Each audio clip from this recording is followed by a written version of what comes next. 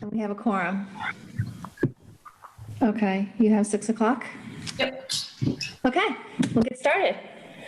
Good evening and welcome to the October 6th, 2020 meeting of the Community Relations Committee. This meeting is being recorded by Easthampton Media, and all past meetings of the CRC can be found on their website for future viewing. We'll begin tonight's meeting with roll call. Emily Britton. Here. Abby Goldberg. Not yet. Okay, Margaret Kirstein. Did you say, Margaret, can you unmute yourself?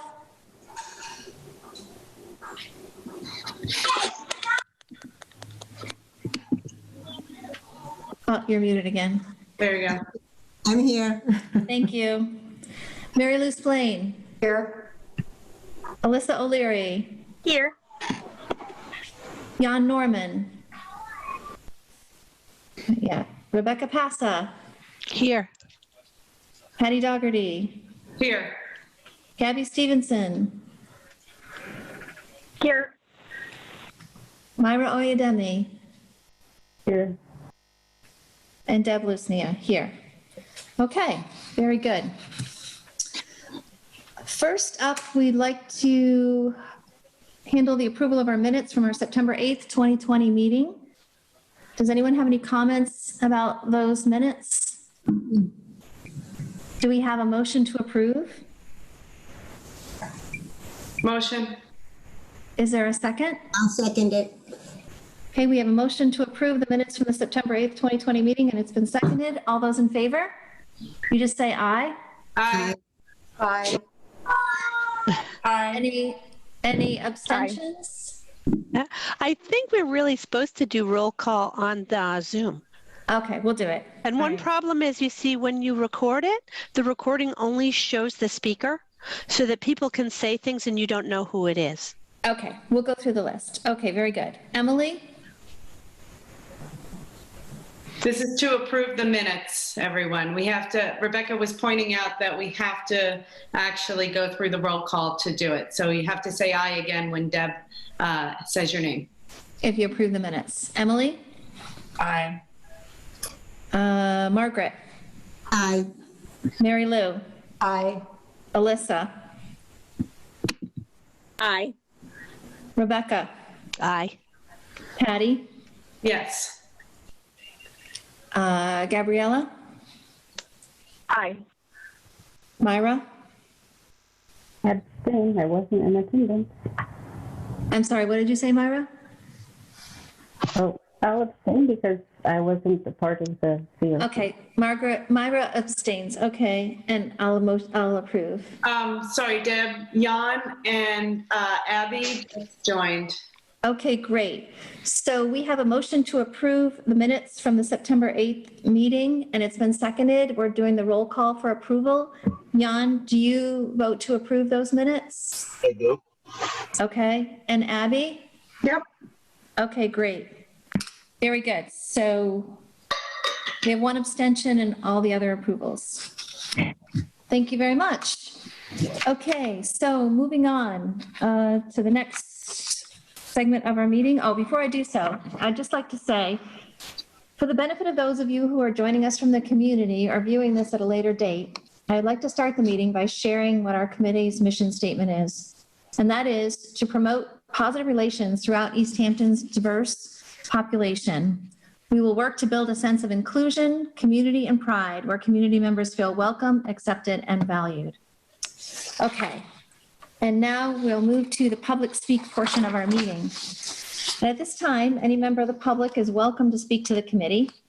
If you'd like to speak, use the raise your hand feature by selecting the participants option at the bottom of your screen. Then click raise hand at the bottom of the participants window. If you're dialing in by phone only, you can raise your hand by pressing *9.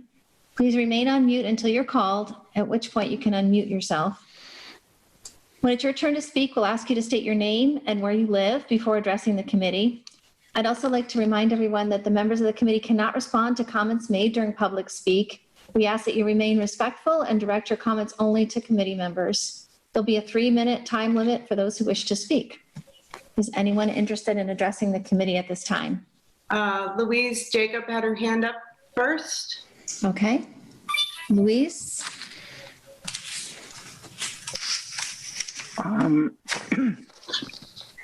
Hi. I'm having connection problems. Can you hear me? We can hear you, yes. Thank you. Okay, I wanted to speak just briefly today to mention or draw your attention to some of the situation with the SRO in the high school and the new SRO in the middle school, who will both be there once this teaching is in person again. At the moment, first they were suspended. There's been a lot of back and forth, and it seems to me that it basically comes under the mission and the ambit of this committee. And I'll leave it there. The second thing I was going to say, though, is they meet at the schools committee, which has been very active recently. And obviously, I mean, I've seen a few meetings. Obviously, they've got a lot of, with the reopening, a lot on their plate. And about to be very active. But yeah, they meet the same time Tuesdays, and I don't know almost if, I mean, which makes me assume that you haven't, most members of this committee haven't seen those meetings, and I don't know if you could watch the recordings afterwards, might change your meeting. I just get the feeling that this is a situation that is going to go on in one guise or another all year, and that it's something the Community Relations Council should be aware of. So that's it. Thank you. Sorry, I do just want to just add, so specifically you want us to be aware of what's going on with the school resource officer? Yes. Okay. And whether or not there's some other tensions and questions of whether or not everybody's, how do you put it, all members of the community feel equally welcome. You've got, yeah. Okay, thank you. It should be looked at. That's pretty much all I'll say. And then leave it to your hands. Thank you. Thank you. All right, and Jason Montgomery has his hand up. Yes, Jason Montgomery. I'm in District 2. So the reason I am here tonight is it's kind of gotten around that you all are going to be showing a video from an individual this evening who can't be here to speak for themselves during the public speak portion. If that's not true, great. If it is, I would urge this committee to really start thinking about the voices that you are listening to and providing credibility to in our community. I had planned on asking you guys to let me show a video which would have shown the multiple cut together public speaks from myself, from Gabby Stevenson, from basically anyone who's taken on any kind of activist role in our community that frankly are just gross. They're all generated by this individual, and they're all generated for the Easthampton arguments page, which is where civility, decency, and really any form of like community goes to die in our town. I'm asking this committee to do better than the Easthampton's arguments page and to like really consider what's being said. This individual has made numerous posts about like myself and how as a indigenous person having blue eyes, that's wrong, and then demands like feigns incredulity when we're like, hey, that's racist, and like you're acting racist, and then no, don't call me a racist. It's like, well, we're racially, genetically, ethnically, culturally diverse, and you got beef because I got blue eyes. Like, quit allowing the worst actors in this community to define who you are as a committee and what you do, because they are loud and all they are doing is engaging in troll culture. That's it. And to this idea that like somehow or other, there are those of us who came to Easthampton from other parts of the country and like we can't assimilate to who Easthampton has been for decades. As an Indigenous person, we've been here for tens of thousands of years. And the reason there aren't more of us here is because your people murdered us. So don't talk about assimilation and cultural like melding. This is about racism, power, and basically a community that doesn't want to acknowledge it's changing. Thank you. Goodbye. Thank you, Jason. Okay, would anyone else like to speak to the committee?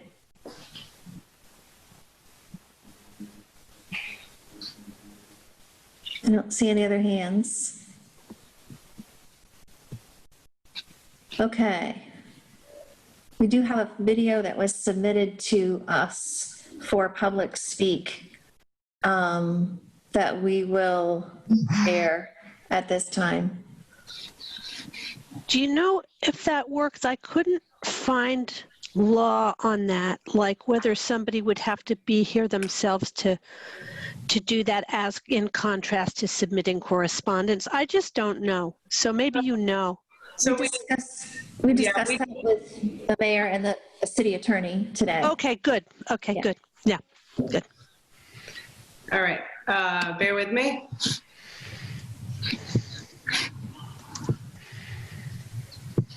Oh, we do have another raised hand, Patty, I see. Okay, go ahead and I will make sure I'm doing the right thing here. Showing the record. Hi there, I'm Liz Perry. I'm in Ward 3. I just wanted to bring your attention during public speak, so it'll be on the record. I do plan on emailing you more details on this. There was an incident that took place on October 1st during the A-Kind protest on Union Street at the, forget the name of it, but the men's club on Union Street across from La Veracruzana, where lewd acts and vulgar words are being shouted at the protest. Meanwhile, 2 off-duty police officers from the Easthampton Police Department were on the porch of that club and bear witness of it and did nothing to intervene, which I find in violation of a code of conduct of the Easthampton Police Department. There was an internal investigation done, and I and several other people received letters from Chief Alberti saying that they found nothing wrong, and I would like maybe there to be an investigation by this committee if possible, or have you look into it, as I feel that somebody within the community outside of the police department should look into this matter. Thanks. Thank you, Liz. All right. Anyone else?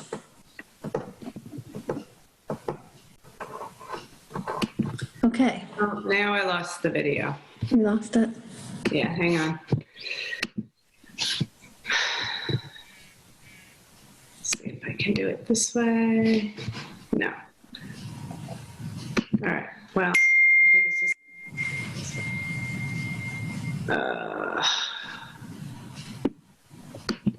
No. I apologize. I'm getting there. All right.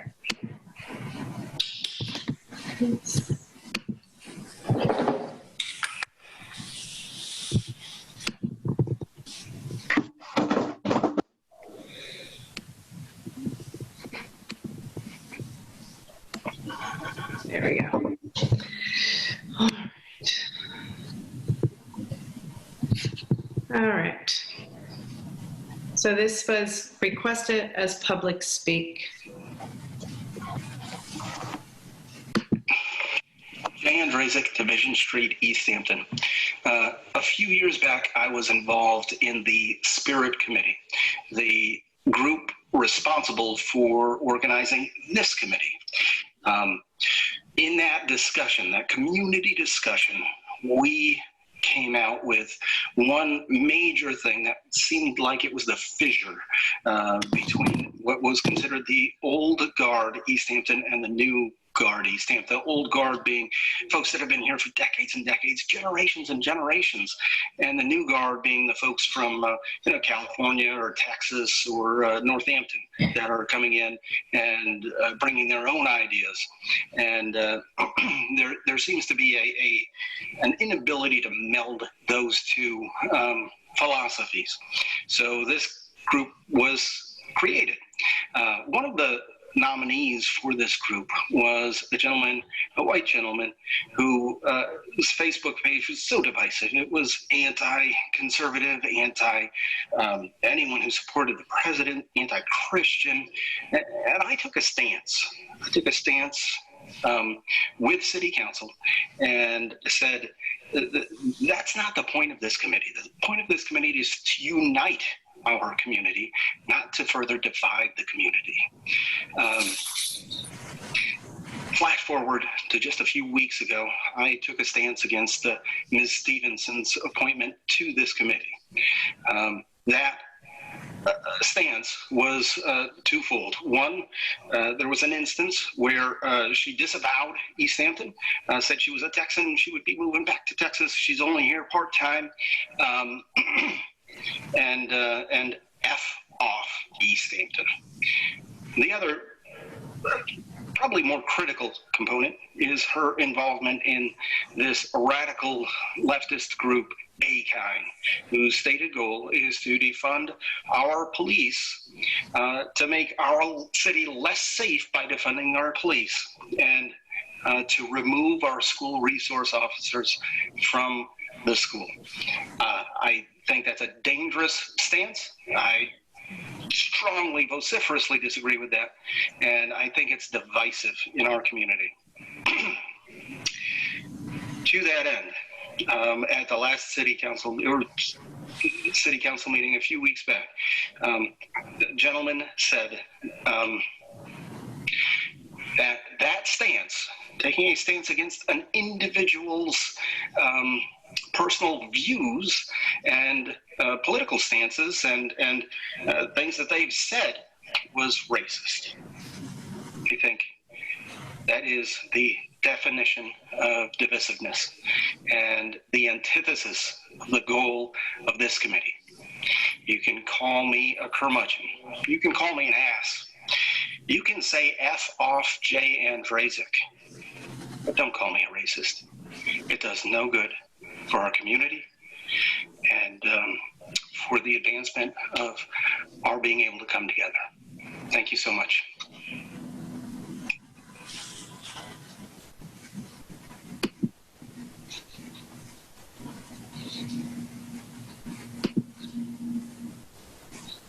Okay. Anyone else for public speak?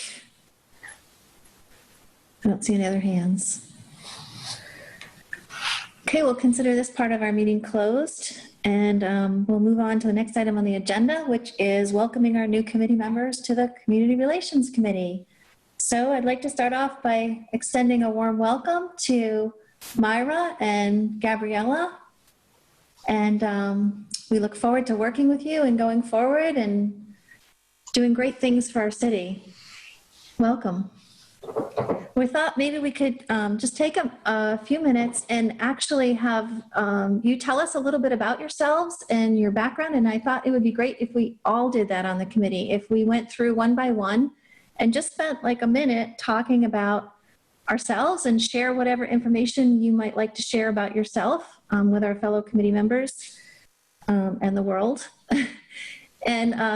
And just take a minute to do that. And because I think it's really important that we all know each other and get to know each other. And it's really helpful for relations going forward. So who would like to start off? Myra, can we ask you to start us off? Okay, sure. Sorry, it's a bit noisy. What can I tell you about myself? I feel like I spent a long 2 days doing that not too long ago. But anyway, my name is Myra O'Leary. I am from Western Mass. I've lived in many different towns in Western Mass, from being from Springfield. I've lived in Amherst, Holyoke, and now Easthampton, and I'm happy to call Easthampton home. Prior to moving to Easthampton, I lived in South Africa for 7 years, where I raised my kiddos and worked. And by profession, I'm a speech language pathologist. And I'm not sure what else you'd like to know about me. Because I feel like I've been through this a lot. And so I'm interested in obviously working with this group, promoting an inclusive community, working together with you to figure out how I can meld and bring my assets and skills and be part of the group. Awesome. Thank you. Gabriella? First, let me ask you, do you prefer to be called Gabby or Gabriella? No, Gabby's fine. I actually just realized it's just the default setting on my Zoom, and I just forgot to change it. But no, Gabby's fine. Okay. I'll change in a second. But thank you for asking. I do appreciate that. So my name is Gabby Stevenson. I'm originally from El Paso, Texas. I moved to Easthampton after I lived in Dallas for a few years. I went to school in Dallas, which after I graduated, I taught bilingual kindergarten and then a couple years of bilingual third grade. And then from there, I decided to pursue my PhD in sociology, which is what brought me up to Western Massachusetts. So I'm currently at the sociology graduate program at UMass Amherst, and which I'm in the process of hopefully finishing by next year. And just a slow go. So hopefully I'll be done by next year, but I'm also work as a research analyst for the Donahue Institute. And like Myra, I'm looking forward to, having these difficult conversations that our community desperately needs to have. I look forward to learning more about you as a committee and about how the various works that we're doing and are going to be doing. So I'm really excited about the prospects and about all the positive impacts that we will be able to have in our community through, various programs like the ones that I know is currently being planning and other activities throughout the city. So thank you. Great. Awesome. Thank you. Okay. Who would like to go next? We have any volunteers? Sure. All right. Okay, go ahead, Patty. I'll go. My name is Patty Doherty. I have lived in Easthampton for about 17 years. And I loved it when I moved here and still love it. I was formerly the athletic director for Easthampton High School, and also the president of Easthampton Youth Soccer for many more years than I probably should have been. And, I find that I took a step back after I resigned as the athletic director, and I found that I missed serving our community. And so when an opportunity came to apply for this committee, I met with the mayor about that. So I feel very strongly about serving my community that I live in, and I feel really lucky to have the group of folks that we do have here. I raised my son here. He had a great experience in this town, and I just wish that for every family in this town. Great, thank you. Rebecca. Okay. Hi, my name's Rebecca. I've lived in Easthampton for, I guess, coming on 27 years. I was born in Springfield, Mass. Spent most of my growing up time in central Vermont, and married a local. My husband's family's been here for a few generations, and we raised 4 children here. I have a lifelong, set of values, and one of the most important is unity and diversity. And I've done a couple of things trying to connect more with the town than I did when my kids were little, whether it was on Facebook or here.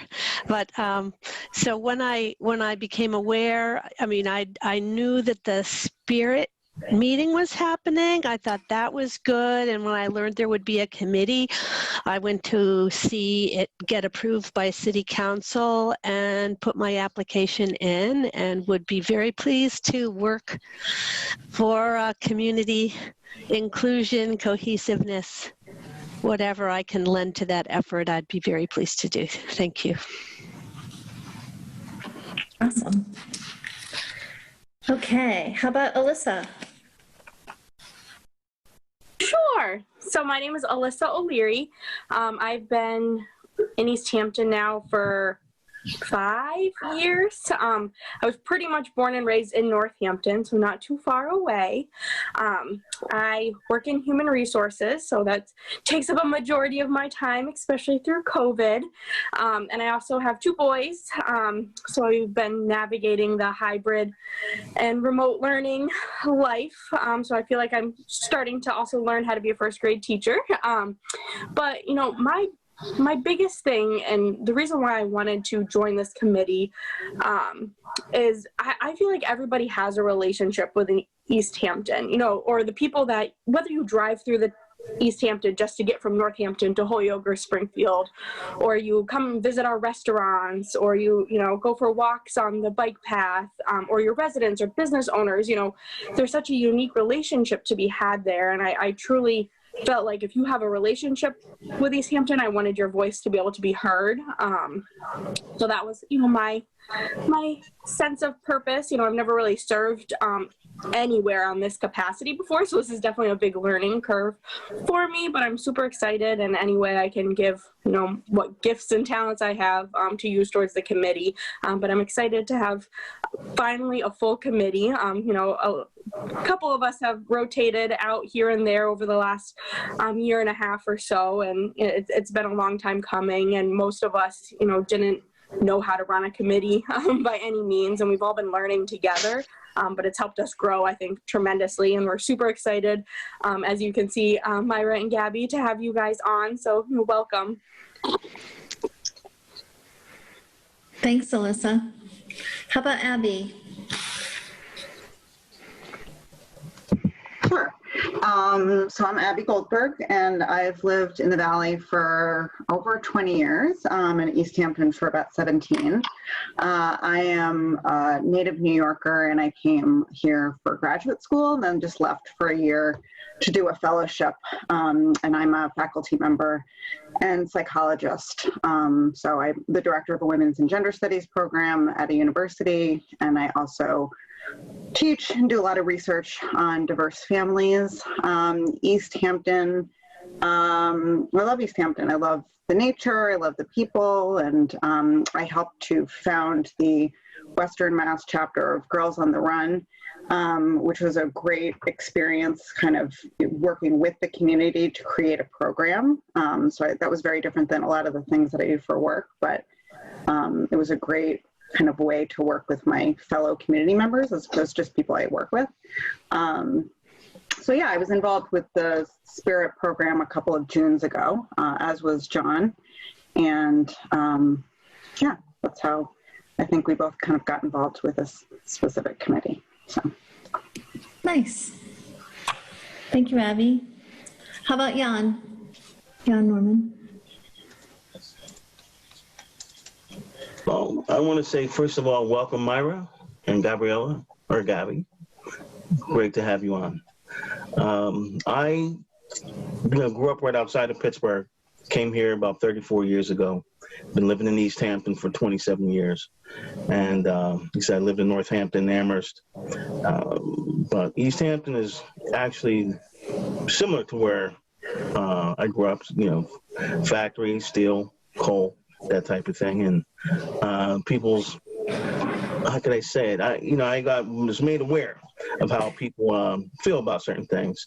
And coming here I feel I've had the opportunity to really meet a lot of folks, especially I'm a counselor in the middle school. I have coached sports for many years. Was on the original board of our suburban football team. We started that 20 years ago. So I was able to really listen to a lot of parents, students, players, and really sort of, I think, offer something that was different for them, as far as aspects of understanding, unity. I also do diversity education in the middle school as well. So, and I thought, being connected with a program like this, that the basis was to build unity was a great idea. So. Great. Thank you. Okay, how about Mary Lou? Hi. My husband's cooking, so he's leaving the kitchen. Sorry. My name is Mary Lou Splain. Welcome, Gabby and Myra. I'm excited to have you on the committee, as everyone else is. I've lived in Easthampton for 5 years and then away, and then we made a conscious decision to come back to Easthampton. I grew up in Cleveland, Ohio, went to school in Cincinnati, lived in Vermont, lived in Tucson, Arizona, and then ended up here, and we went to the Cape for a year, and at that point, we had a decision to make, and we decided to come back to Easthampton. It had a lot of the things that we liked. It was a smallish town, and after living in a very small town in Vermont, it had enough going on for us. There was a lot of nature, parks there. It's easy access to the Berkshires, which is important for us. And we've had a really good experience here. We've made a lot of good friends, and I want everybody to have that experience wherever they live, but in Easthampton specifically. And so that's why I'm on the committee. I think Easthampton has a lot to offer. And it's, as any place else, it can always be improved. So, Margaret?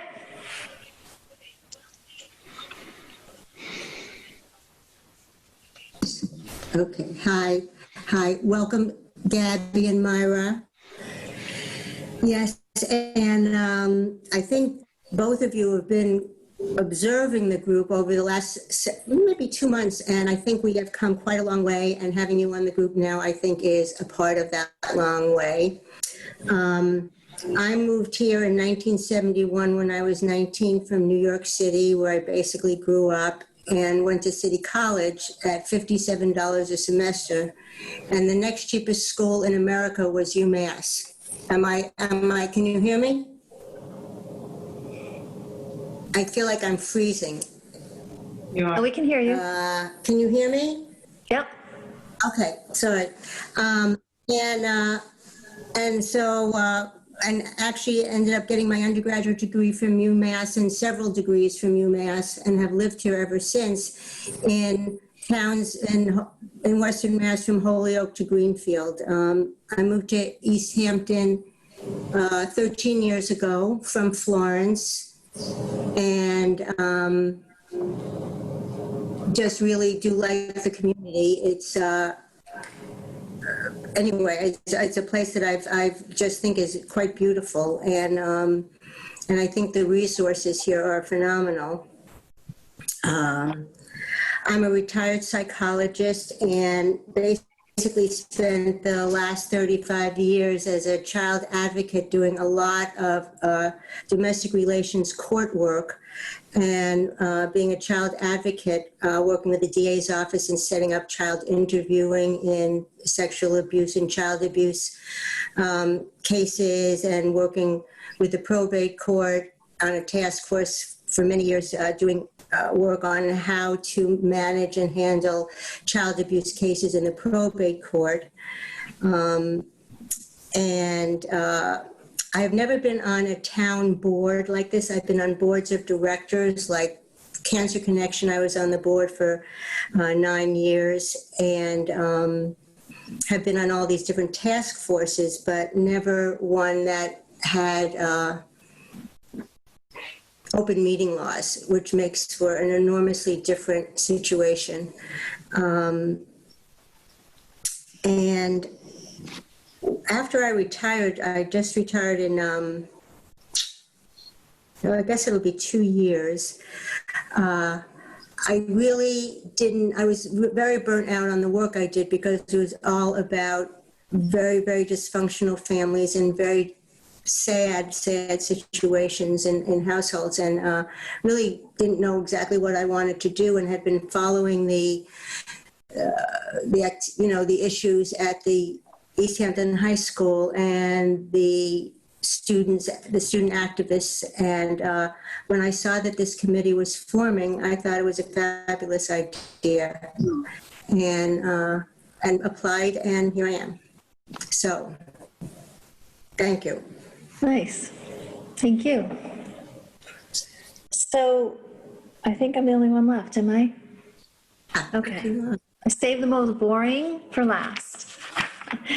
So I've lived here for 25 years and raised 2 daughters here. One's in college now in Connecticut, and one's living in Tampa, Florida. And I've spent most of my entire professional career working in the field of marketing. I did a lot of volunteer work for our school district, marketing and public relations work for about 10 years in our school district, working closely with the superintendents at the time.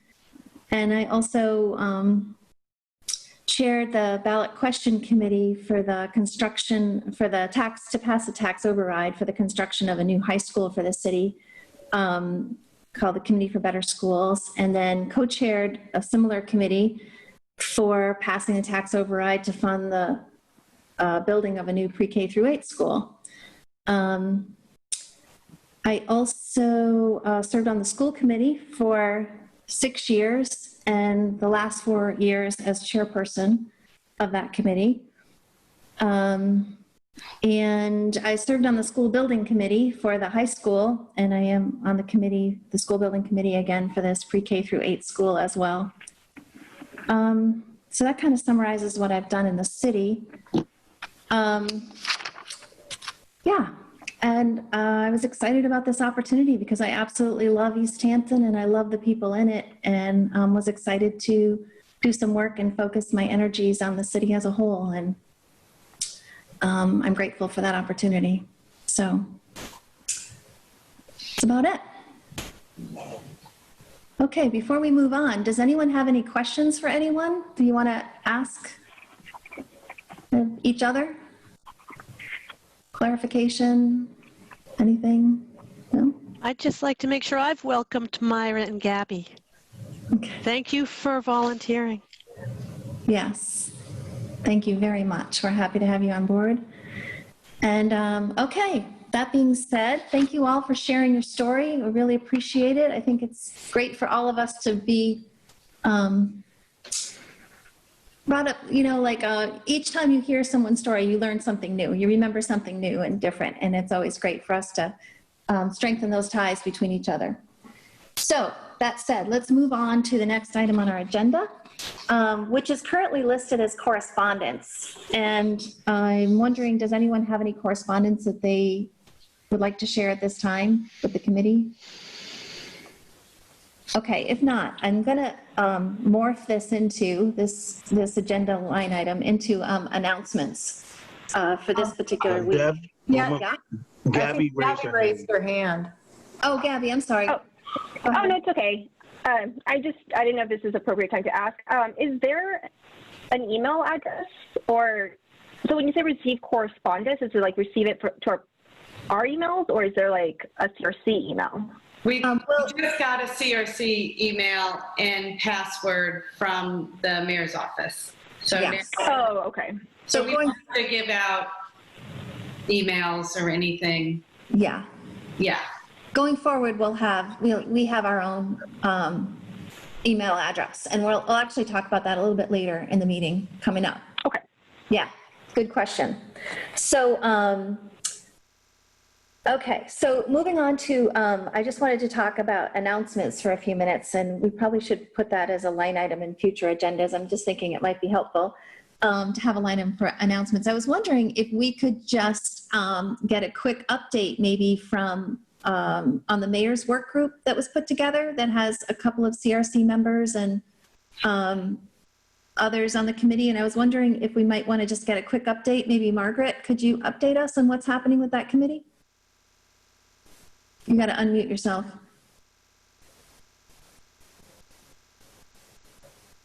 Okay, thank you. I had sent that email a little earlier, just that the mayor's work group has met, I would say 3 times, and Gabby, correct me if I'm wrong, I think it's 3 times. And a woman named Nicole Hendricks, who's the chair and a professor at Holyoke Community College of the Criminal Justice Department, Criminal Justice Program at HCC, is the facilitator, and she's quite excellent, I think. And we're meeting weekly. There are 7 members of the group. And at this point, we're going over criteria to use to assess the current Easthampton Police Department's use of force policies, and which is about a 50-plus page document that that has met multiple levels of criteria for different levels of use of force. And we're going over criteria to use to assess these policies. One kind of sieve that we're going to use to assess them is a NYU Law School policing project that has set up about 18 different criteria to look at use of force, to assess whether what those policies are useful or not useful, the current policies. And this Friday, at this Friday's meeting, 2 officers from the Easthampton Police Department are going to give a presentation on, they're 2 of the trainers of the police on use of force. So they're going to give a presentation on use of force, how the trainings are done. And the committee is made up of a senior from she's our youngest member, I think she's 17, a senior at the Easthampton High School, who was active in the protests a few years ago, or starting that movement there. Myself and Rebecca and Gabby, and then 3 members of the Akine group, and Omar Gomez, who is on the city council. So we have a diverse group, and it's moving along, and we have kind of a 4-month time frame to maybe 5 months to submit a report and make recommendations to the mayor and the police department. Anything else, Gabby, you think? No, I think that covers it. Okay. Good summary. Great. Thank you. Thank you very much for the update. I didn't know if Myra or Gabby, would you want to just share about the Akine educational event that's coming up? Talk about that? Just share for information purposes? I guess I can do that. On October 17th, there will be an educational that's free. It's online. There'll be an online webinar. Its topic is social justice and civic engagement, how to affect change. There's multiple presenters. It'll be presenters and there'll be a facilitator of those presenters. Some of the presenters are from the W.E.B. Du Bois Center, presenters from the ACLU, and then some local. some local people. One would be a city councilor, and Gabby, please help me with the last name. No, Tahira, and I can't remember. So you can pop in here. Oh, and Lindsay Rothschild. Okay. Sorry. Okay. So yes, it's from 12 to 2:30. Great. Free for anybody to. Yep, there's a sign up. You can sign up for free. It's a free webinar. There is a cap of 100 people. It is entirely free, and anyone is welcome to attend. Great. Thank you. Can I just ask? I couldn't hear very well. You said there's you initially said there were two chief goals of it, something and civic engagement. I couldn't hear the first few words. The topic is social justice and community, and civil engagement. Oh, social justice. Okay. Okay. Sorry, I could not hear it. Myra, I checked that, and I have other things I'm doing. I won't be able to make that. Are there going to be more educational events like that? Potentially, yes. Okay. Potentially, yes. If you're not able to make it, it is going to be recorded. So, okay. The avenues to participate. All right. Thank you. And where would I find out about this?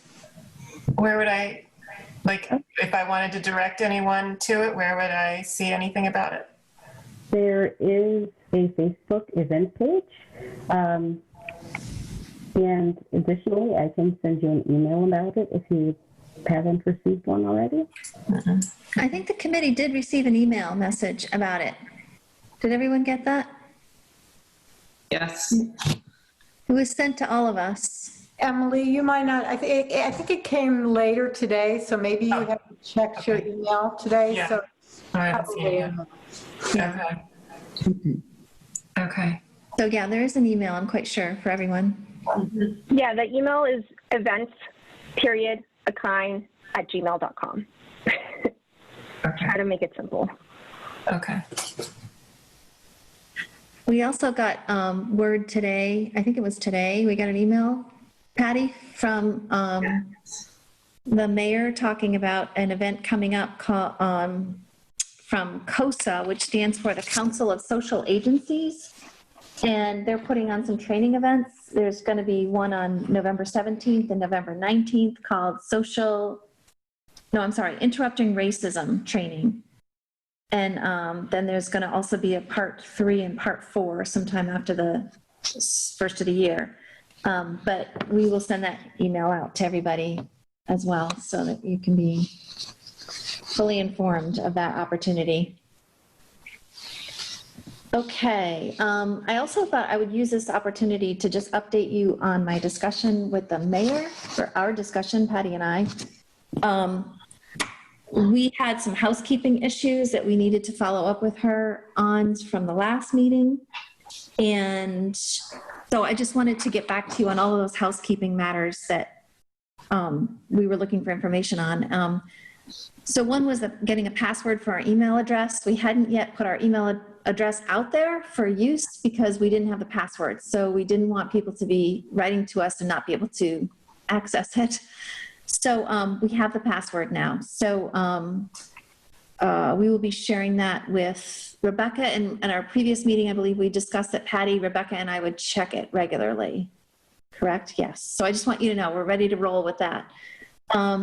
We also got confirmed what we should use as a mailing address. And so I was also hesitant to put anything out there with our mailing address, not knowing how are we going to get that mail, and do we need to have any sort of specific designation that indicates it's for us, and how do we do that on the address, especially before we had letterhead created and things like that.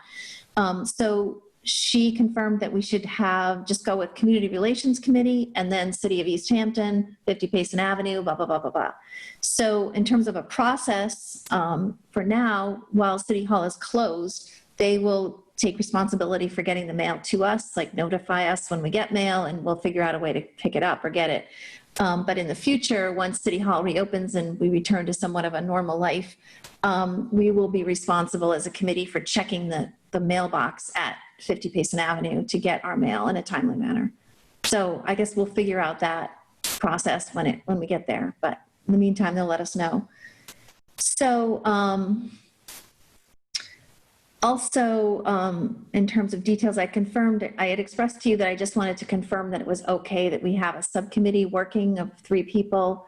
While it's substantially less than a quorum, I just wanted to be sure that those meetings and discussions didn't have to be public, because I just want to make sure we're doing the right thing with open meeting law. I didn't think that was necessary, but wanted to make sure, and she confirmed it's okay to have 3 people on a subcommittee, and it doesn't have to be a public meeting. So that's good. The other question was about funding, and we had the proposal at that point from when we were discussing with her from our subcommittee, and the mayor agreed to cover the $1,000 fee for the speaker that the subcommittee is proposing, and also any related costs we might need to incur from Easthampton Media to make that event happen. So that was great news. And then she also said that she plans to give us $5,000 to use in 2021, which would be our budget, and take us up until June 30th, 21. So we would have those additional funds to use for 6 months of the next year. So I thought that was very exciting and great news. And that about covers that meeting. Would you agree, Patty? Does that cover it? Yeah, I think so. Okay. Because we're gonna cover a little bit more about how people can get in touch with us and report things to us further down in the agenda. Right. Yeah. Yeah. Okay. So I think that's it for announcements. And I thought right now we could then move to the forum subcommittee report. I'm not sure who would like to tell us about that. Give us an update. I can. We did some research.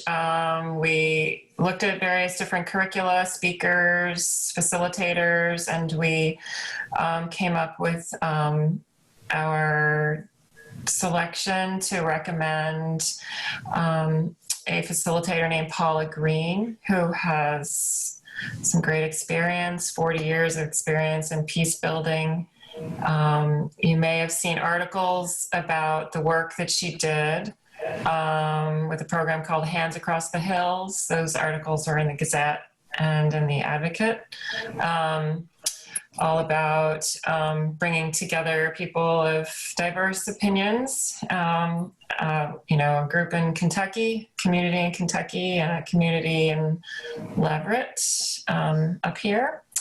And she is highly, highly recommended.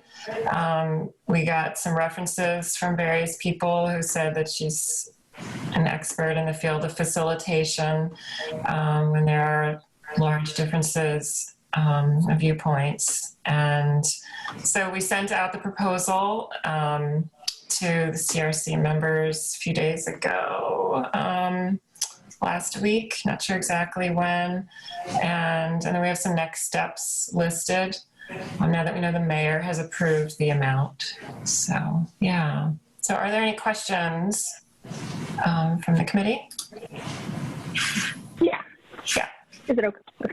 Yeah, I guess when I was, I really appreciate that you're putting forth this forum, and I think this is going to be something great and something that's going to really benefit our community. And I think I want to really encourage us to be careful and really critical when we're deciding on a speaker, and especially if we're having these conversations about cultural and racial differences. I think we should be respectful of those communities and seek out to hire BIPOC speakers and groups when possible. So as impressive as the speaker's website seems, and as great as the reviews were, she doesn't have the same lived experiences as a person of color. So she really can't offer the same level of analysis and understanding. So I just am kind of questioning if this is really the right fit for the forum. And I just feel like often these conversations are had without inviting those we're speaking of. So as a CRC, we should really push ourselves to not inadvertently exclude those voices and conversations, but rather assure that they have offered a seat and a voice at the table. So with those thoughts in mind, I'm just kind of curious what other speakers were considered in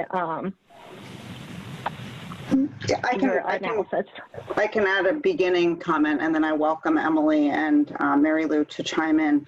So I definitely appreciate your perspective, and that's certainly something that was in my mind when we were looking at various speakers.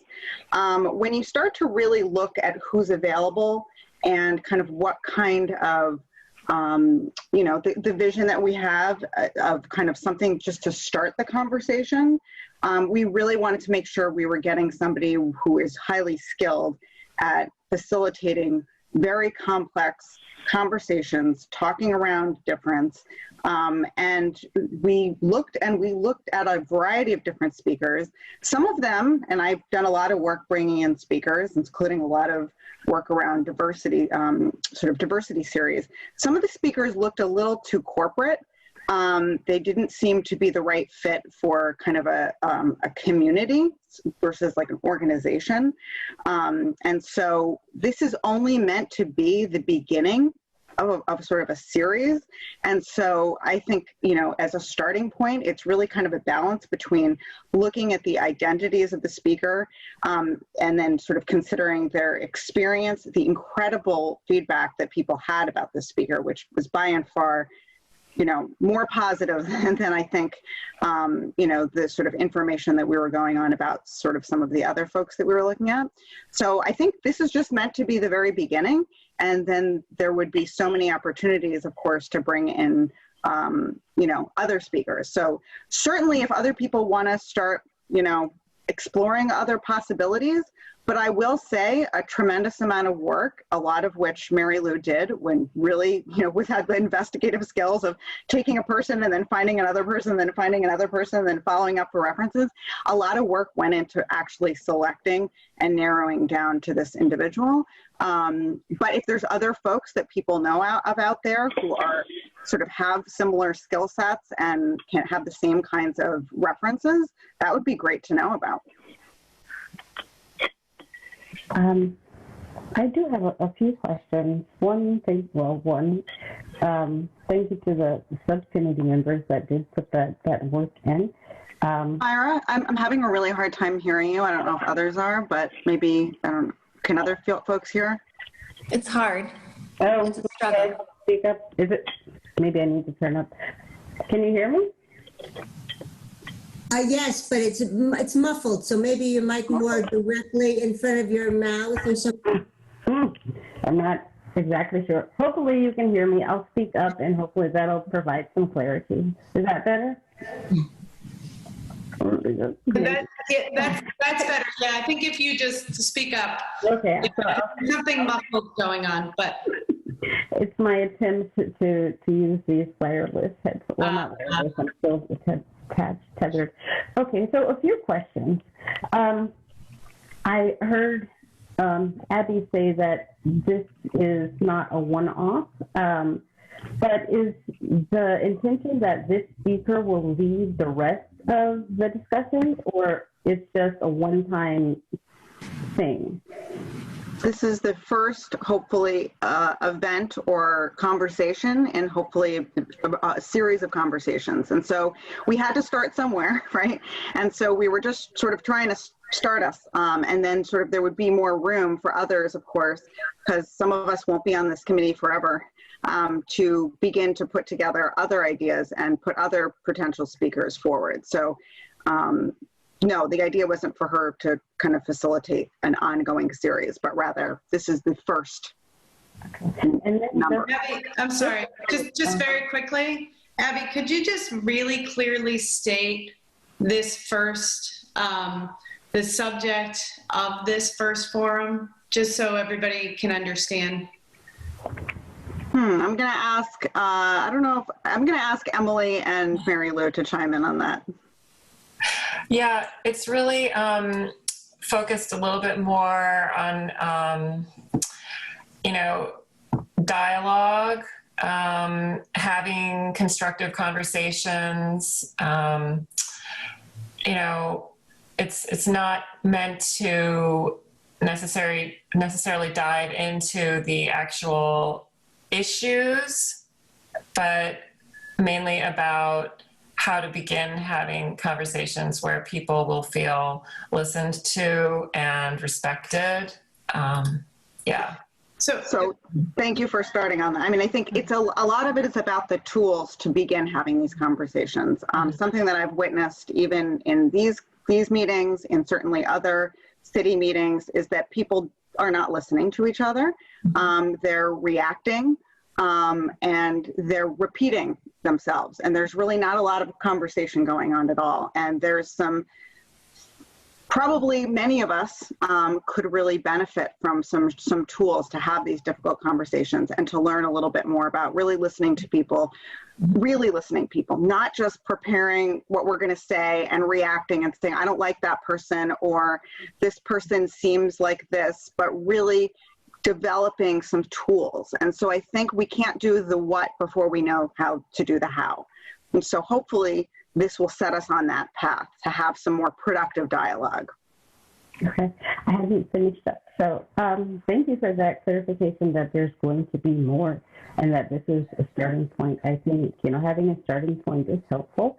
And then I would just like, knowing that it's a starting point, to perhaps for our next, I'm not sure if this is appropriate here, but I'll just make a comment since the subcommittee is here. For the next educational, that perhaps we can seek out community input as to what they feel are the priority issues of discussion. So if this is the start to have the discussion, then perhaps we can seek out what the community's input is. As I was going through this lovely binder that was gifted to me about the issues and what people prioritize, some of that data is a little bit old. It's from June of 2018.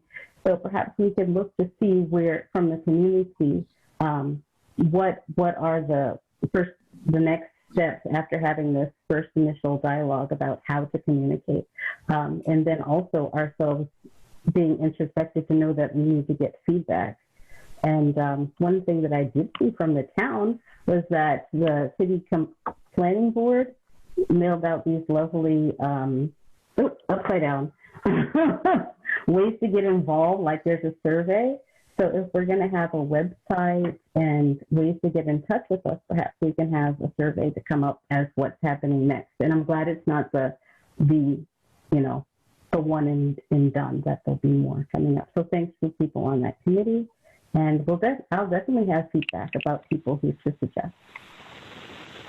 Great. Yeah, and I also appreciate the clarification, because I think I also, like Myra, assumed that we're committed for this one speaker or facilitator for all of the forums.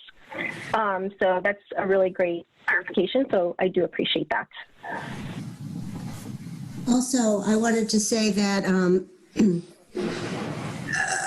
kind of tangentially, I don't know Paula Green's work exactly, but I also know the groups that she's been working with in the immediate past.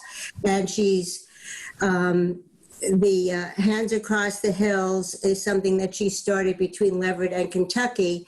But another group that Paula has been part of is a group called Bridge for Unity, Be For You, and it's people from Springfield to Greenfield who've been meeting for probably 2 years. I'm not one of them, but who've been meeting for 2 years, and it involves the Kentucky people, the Western Mass people, and people from South Carolina, the Low Country in South Carolina. And actually, a reason I know as much as I do is that two of the women, one from Kentucky and one from South Carolina, stayed with us a year ago, June of 2019, for about 5 days when everybody got together. And Paula was one of the co-facilitators of that 5-day the group raised money to get people to Western Mass, and people went to South Carolina for 5 or 6 days, the January of 2019. And so that's a part of some of the background. The other thing is that Paula is in her 80s. And I think she's an interesting person to have be that facilitator at this moment in time in Easthampton. She's a white woman, she's in her 80s, and I think she's an interesting choice. I also know she has easy access, and we have easy access to people who are in Bridge for Unity, for example, who have been doing a lot of this conversation, many of whom are people of color. So, and she has co-facilitated in South Carolina with a woman from South Carolina who's, oh God, I can't remember her name. Her name just flew out of my head. Who's a faculty member. She was really a fabulous facilitator, but anyway, there's a lot of people in the area who are easily accessible. I mean, I can get a lot of people's names, and Paula can give them to you as well. If we want to make it more diverse, and or even, you've already spoken to Paula about facilitating. I don't know how she'd feel about co-facilitating with somebody from Bridge for Unity, but that's another possibility for this particular forum. So. I think that's a great point, and I think maybe the three of us will connect and talk about that possibility. I really appreciate you bringing that option up, because I do agree that a co-facilitated dialogue would actually be a great option, particularly given some of the concerns that were raised. Mm-hmm. Can I just make the initial email about actually the cost? She had mentioned a facilitator, but I think that might bump up the cost. Right. And so I think she was trying to be cognizant of a budget for us, which I didn't have at the time. So I don't think she'd be opposed to that. And I'm wondering if it's something that you want us to pursue. If, Patty, you're shaking your head, that we could perhaps. Well, I think it's worth asking the question, and I would do it sooner rather than later, because what I don't want to see is for this to delay this work anymore. So if we could find out sooner rather than later, and we can, Deb or I can check with the mayor's office, you know, and it may not be feasible, but you know, I think it's certainly something to ask. Of course, we should ask. So, I'm sorry? But I'm in agreement with that, Patty, that I think co-facilitation would be helpful, because you'll be bringing more than one voice, as was mentioned. And I'm not sure if you have the time, but it might be helpful to have someone co-facilitate that's not part of the organization, to bring some different dynamic. Not part of which organization? We're talking about having the facilitator bring on another person that she's worked with as part of, I have it in my other screen. Bridge for Unity, is that? Okay, there's many things on this website. Yeah. Let me see if I can find it again. Yeah, if it's someone that she hasn't worked on, that's, you know, familiar in that way, as in working in, whether it be hands across the hills or something else. Bridge for Unity. Bridge for Unity. Bridge for Unity are people from Western Mass, and in fact, well, I don't know exactly if I understand correctly, I would not be against people who have worked together before. We want this to go well. You know, everybody doesn't have to be working out a thing for a forum. How long is this forum going to be for? 2 hours? Yeah, I was going to say, I think it's important for people who are co-facilitating to at least have some working relationship with each other. I can't even imagine. I do a ton of facilitation. I can't imagine facilitating something with somebody I had never met before, or, you know, there would be additional prep work to get two people on the same page if they've never worked together, and they would need to be compensated. So that's just something to keep in mind, because it takes a long time to kind of bring people who've never worked together. Yeah, and so what I think what I'd like to see is, so I think that the committee did a really good job, and we, just to understand, we tasked the committee with doing this work, you know, and then asked them to bring this to their recommendation to us. And I don't want to blow out all the work that they already did. We, you know, one of the things that there's been some criticism of our committee is that we haven't moved things forward. And one of the things that I think has happened since Deb and I took over as chair is that we've pushed to make some decisions. So I'd really like to get a decision on this sooner rather than later. I support the idea of asking what the budget would look like with a co-facilitator. And I think that if we can get that information sooner rather than later from the mayor, again, I think Abby did a great job. I mean, the committee did a great job, but Abby did a great job of explaining, you know, what they went through to find this. And again, this is our jumping off point. We want to make sure we're doing it right, but I think there's lots of opportunity to research more facilitators and get more forums together, but we've got to move forward. You know, ideally, we were going to vote to approve, you know, to approve this tonight, and I'm okay with putting that to our next meeting, which I think is going to have to be in 2 weeks. Let me present two things. One is we could approve moving forward based on the budget with either the facilitator that we have, or so what I'm suggesting is we could say we'll approve Paula, and with the option of saying we'll approve Paula plus co-facilitator if the budget's approved. So we could put that on the table tonight and vote for that, or we could wait for an answer and vote next time. So Deb, I don't know if you have something to say about that. Yeah, no. Yeah, no. No, I'm just thinking. I'd say how does the subcommittee feel about it? What are your thoughts? How do you want to see this move forward?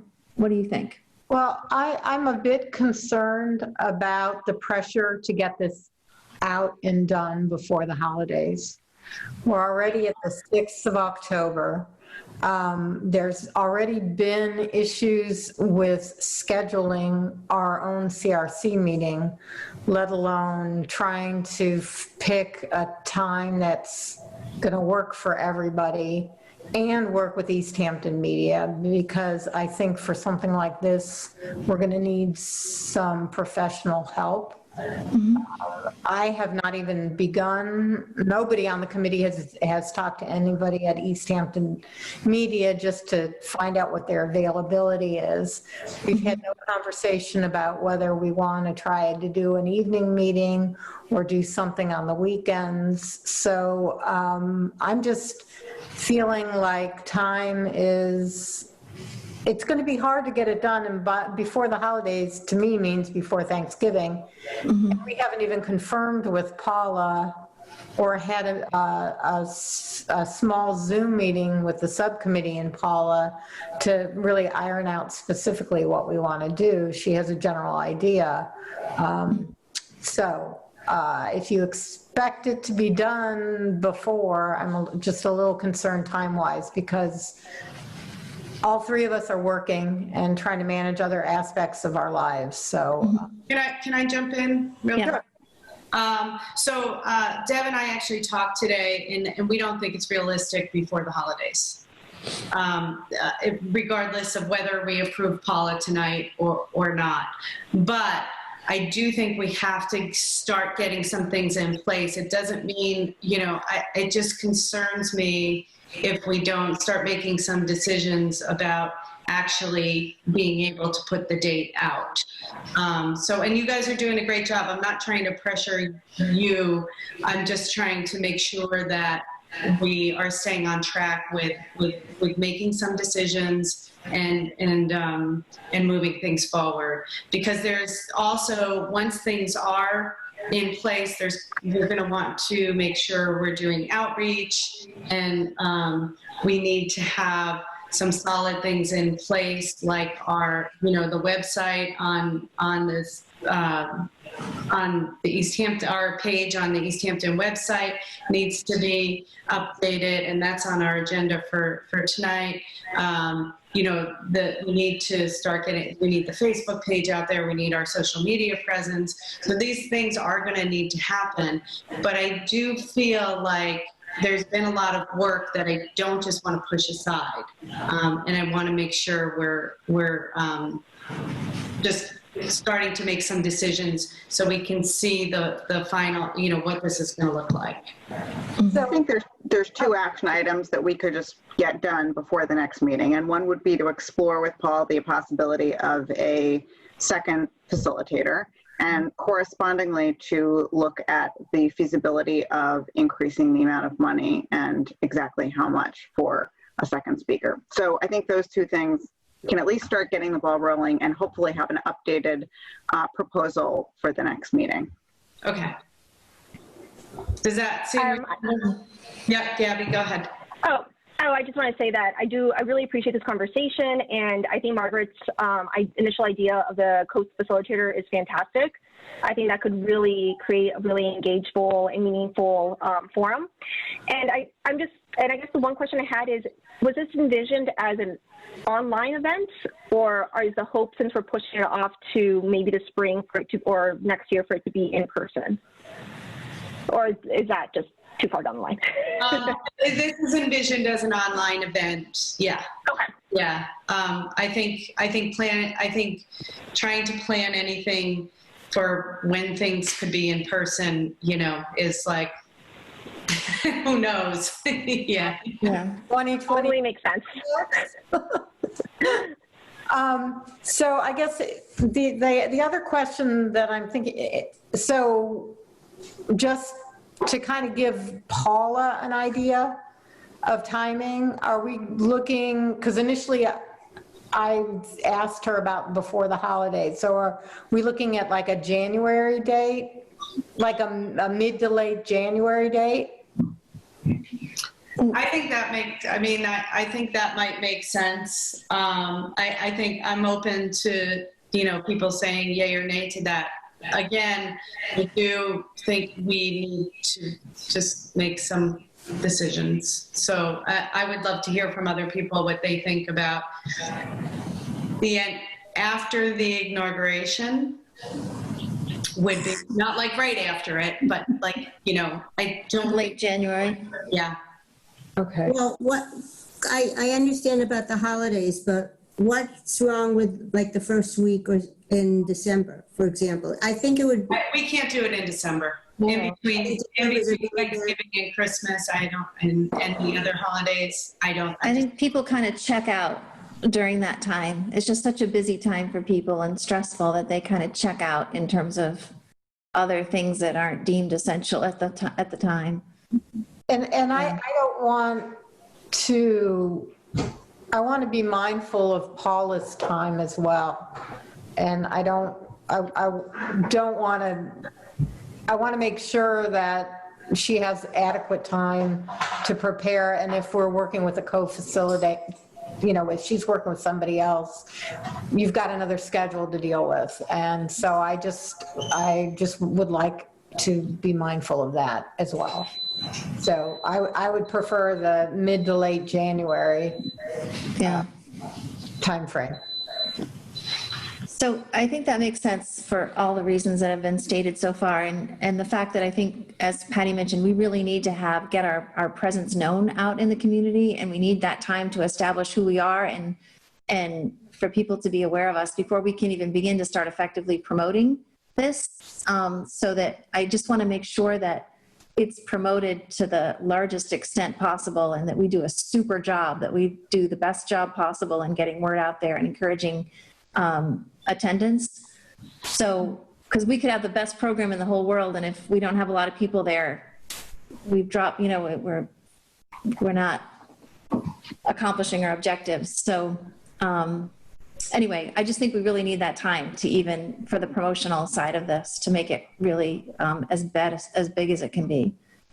And when I was saying before, like deferring to the subcommittee or looking for your further thoughts, I just wanted to be sure, while I see all the value in the co-facilitating approach, I just wanted to be sure, deferring to the subcommittee for their judgment on that, as to whether that's something that you think is something you personally feel good about pursuing with her, or whether you feel it's the right thing to do for this situation. I mean, we certainly have many other opportunities ahead of us down the road to do some different types of things. So I just want to make sure that you're comfortable with that direction and even pursuing it. I just want to be sure that the three of you are comfortable with that. Well, Deb, I did most of the correspondence with Paula. And in one of the initial emails back and forth, she actually had brought up the subject of a co-facilitator, so I could circle back with her about that piece of it and see if that would be something that she would be willing to entertain, that thought of a co-facilitator, maybe with somebody from the bridge from Unity, or bridge Unity, whatever the preposition is between. Okay, I just didn't want us to have us force something that feels right to us, but that maybe doesn't fit the situation ideally. I don't know. I just feel like you know best. So I think it's worth pursuing the option for a second person for all the reasons. Okay.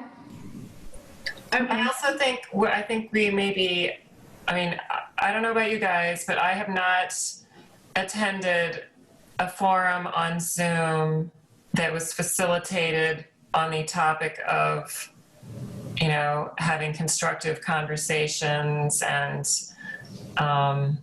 empathy building, the whole bit. I haven't taken part in a Zoom call to that extent. So either we're bridging new territory, or someone can tell me that actually having only one facilitator is best. But I would think that actually having two facilitators might be more optimum. I understand, breakout rooms and the whole bit, that might be necessary. So.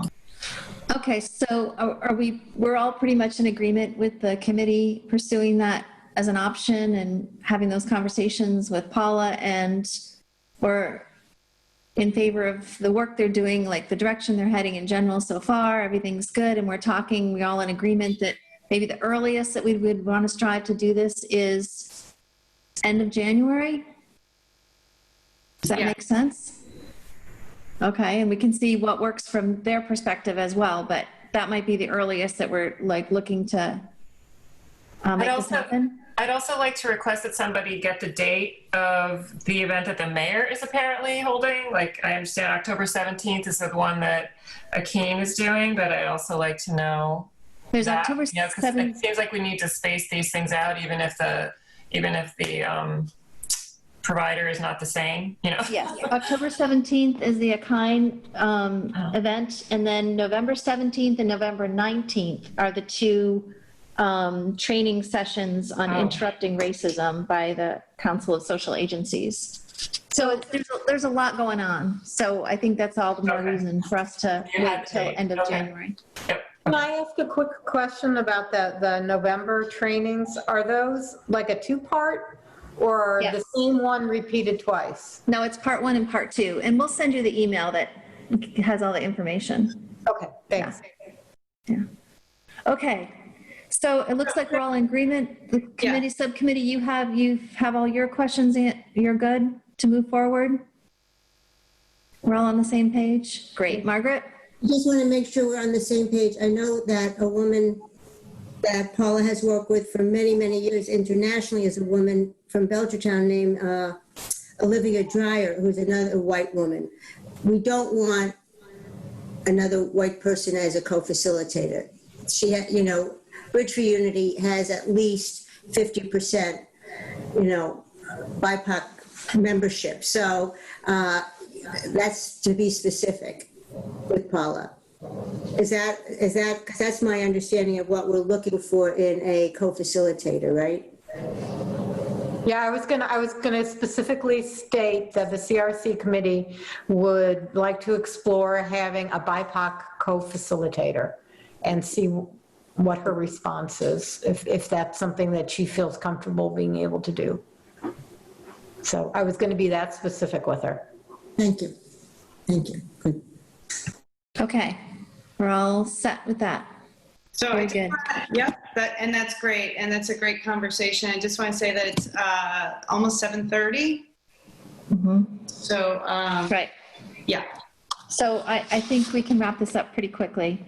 So moving on to our outreach section of the agenda in terms of updates. So unfortunately, I just recently got within the last few days, got the information from the mayor on all the information we needed to know about our email address, our mailing address, all of that. So we've been kind of held up in terms of moving forward with getting our page on the website updated and our community input form and our letterhead paper and the Facebook page, et cetera. The other delay has been in getting the logos in their final form, which I just got, I think it's yesterday. So anyway, now we have all this information just in the last couple days, and so we can move forward with all of these things. I can get the stuff submitted to the city for the website, and we can get the community input form up, and I will be sending the logos to Alyssa so we can start moving forward with the Facebook page, and also that we'll have the address and all that we can use for all of that information. So all that outreach. We now have the information we need just in the last couple days, so we'll launch all of that based on all of your approvals of the previous meeting. So we'll launch all that coming up in this week. So Deb, I just wanted to add in, and I'm sorry, I didn't write down the name of the person who during public speak talked about the situation on October 1st. Just to speak to that, with the email address that will be up on the web page, and with the community input form, those would be great ways to send that information to us, whoever that was. Her name was Liz Perry. Thank you. And she's not. Yeah, I wrote down. So, Gabby, do you know her? Gabby. I do. Can you Yes, I do know her. That information then? Could you? Because she's not on anymore. So. Oh, okay. I don't see her name on here, so. And we'll hope to have that up. The mayor's office indicated they could turn that around for us pretty quickly and get that up, and running quickly. So I can promise to get it submitted quick, but I'm not sure. They had indicated it would be a quick turnaround to get that available on the website, but I can't guarantee exactly what date it'll be. Oh yeah, live. Of course not. Mm-hmm. Perfect. Yeah, I'll let her know. No worries. Okay, very good.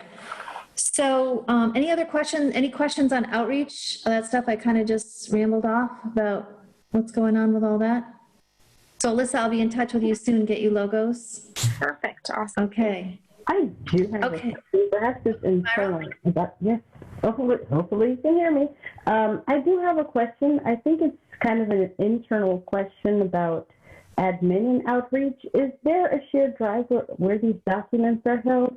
Like I had to listen in via my phone when you were discussing the community outreach form, the feedback form, so I didn't see it.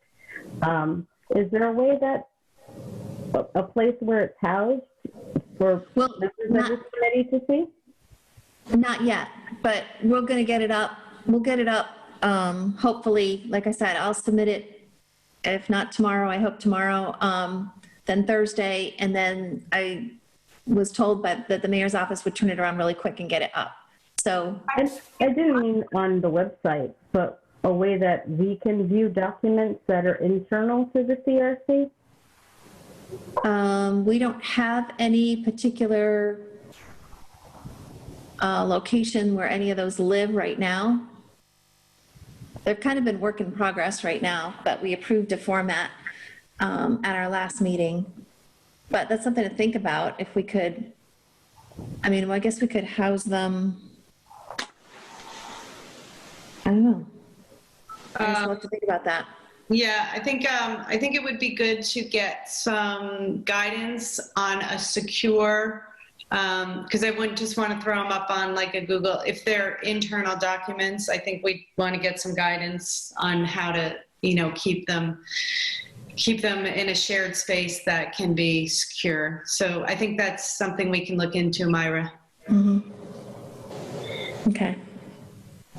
Okay, moving on. Next item on the agenda is future agenda topics. I just wanted to use this opportunity to ask what you feel should be important to include on future agenda topics. If you have anything pressing at the moment that you'd like to recommend.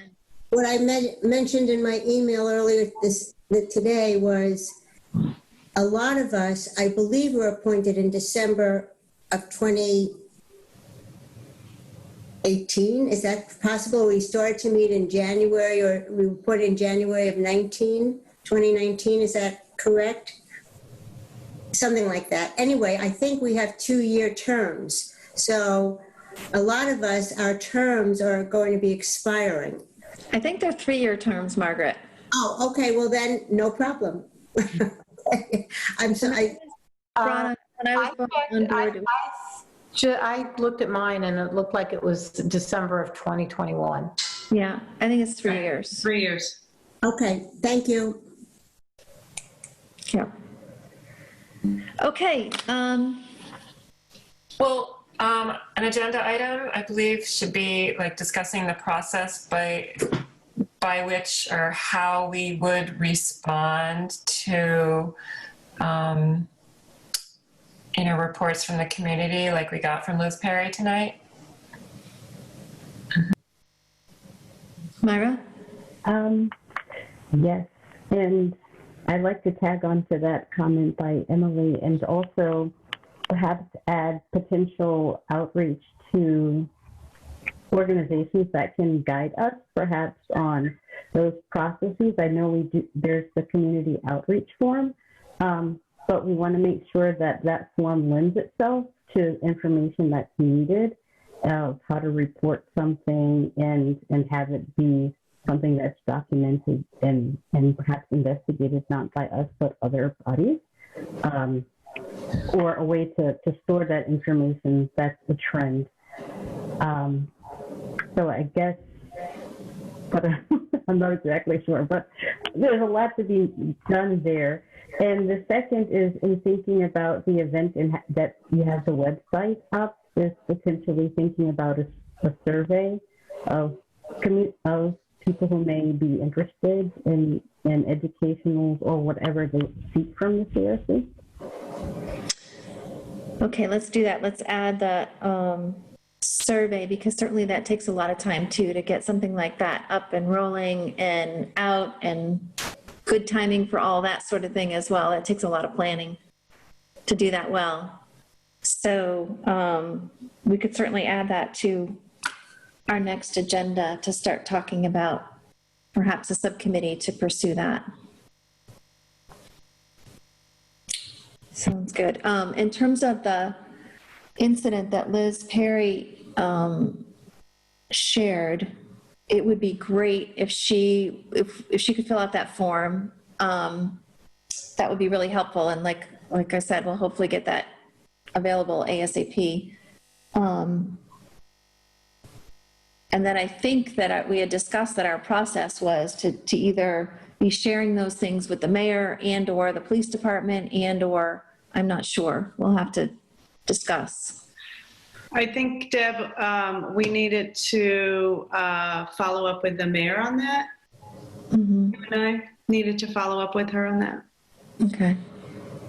So we'll do that and we'll get that up so we can get moving in that area.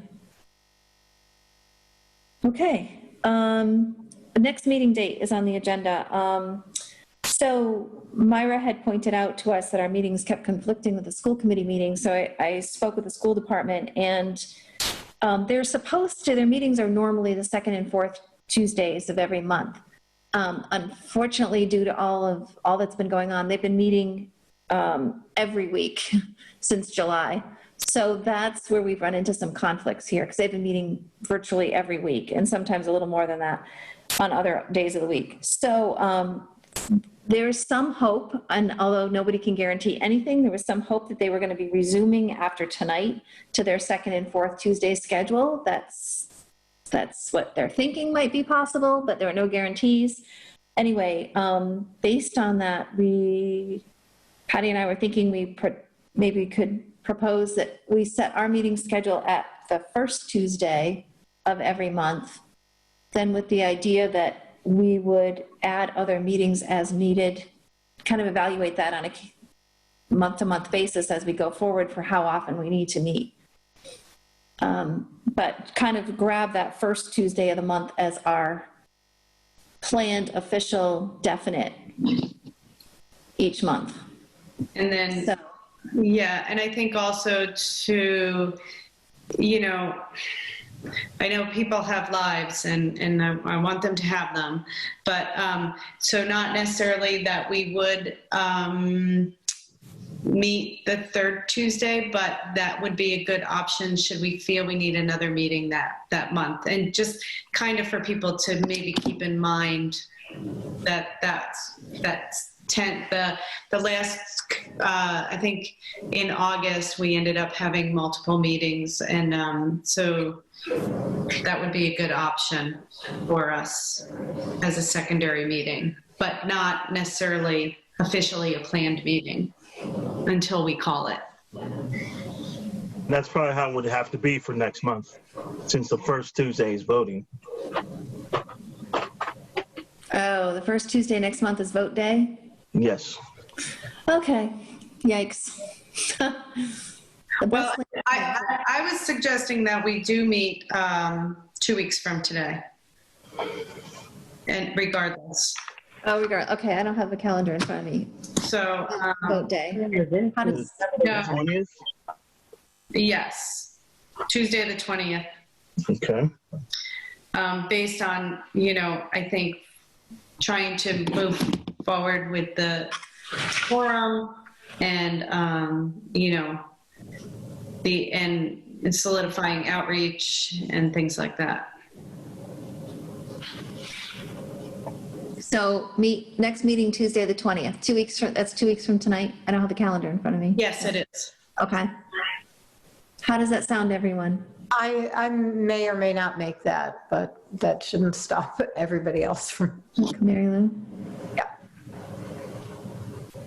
Okay, well, based on the fact that we've got almost everybody, just about everybody, let's proceed with Tuesday the 20th then for our next meeting.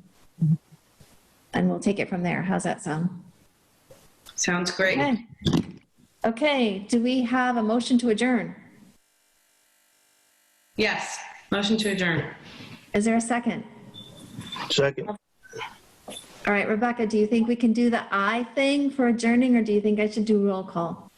Well, I think you should do roll call because whoever views the video can't see who's saying aye or not if we say it at the same time.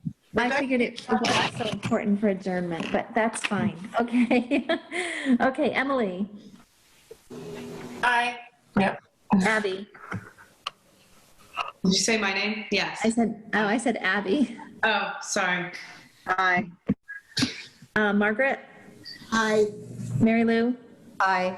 Alyssa? Aye. Jan? Aye. Rebecca? Aye. Patty? Yes. Gabby? Aye. Myra? Yes. And myself, yes. Thank you all very much. See you in 2 weeks. Thank you, everyone. Thank you. All right. Thank you.